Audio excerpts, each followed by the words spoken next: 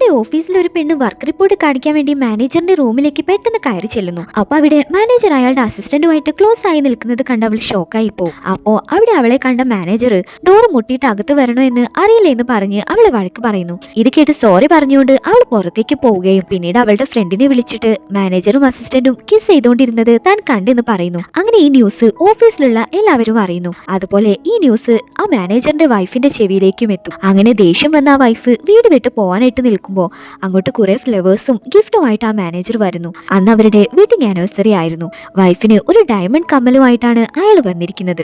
അങ്ങനെ പ്രശ്നം അറിഞ്ഞ മാനേജർ ശരിക്കും എന്താണ് ഓഫീസിൽ സംഭവിച്ചതെന്നുള്ള കാര്യം അവളോട് പറയുന്നു. എന്നാൽ ഇതൊന്നും വിശ്വസിക്കാൻ നിൽക്കാതെ ആ വൈഫ് ഡിവോഴ്സ് വേണമെന്ന് പറഞ്ഞ് അവിടെ നിന്ന് ഇറങ്ങി പോകുന്നു. യഥാർത്ഥത്തിൽ ആനിവേഴ്സറിക്ക് മാനേജർ വൈഫിന് വേണ്ടിയിട്ട് ഒരു ഡയമണ്ട് റിംഗ് വാങ്ങിച്ചിരുന്നു. അത് എങ്ങനെയാണ് ഇടുക എന്ന് അസിസ്റ്റന്റിനോട് ചോദിച്ചപ്പോ അവള് അത് മാനേജറിന് പറഞ്ഞു കൊടുക്കുകയായിരുന്നു. എന്നാൽ ഈ പെണ്ണ് അത് വേറെ ആംഗിളിൽ നിന്ന് കണ്ട് അവർ കിസ് ചെയ്യാണെന്ന് തെറ്റിദ്ധരിച്ചു. ഓഫീസിൽ ഇങ്ങനെ ഒരു ഗോസിപ്പ് സ്പ്രെഡ് ആയതുകൊണ്ട് തന്നെ അവസാനം മാനേജറിനെ ആ കമ്പനിയിൽ നിന്ന് പുറത്താക്കുന്നു. അങ്ങനെ മാസങ്ങൾക്ക് ശേഷം സത്യങ്ങളെല്ലാം മനസ്സിലാക്കി ഈ പെണ്ണ് മാനേജറിനെ കാണാനായിട്ട് പോകുന്നു. എന്നാൽ എല്ലാം നഷ്ടപ്പെട്ടു പോയ അയാള് മദ്യപിച്ച് ഒരു ഭ്രാന്തനെ പോലെ ആയി മാറിയിരുന്നു. അവള് അയാളോട് കുറെ സോറി എല്ലാം പറയുന്നു.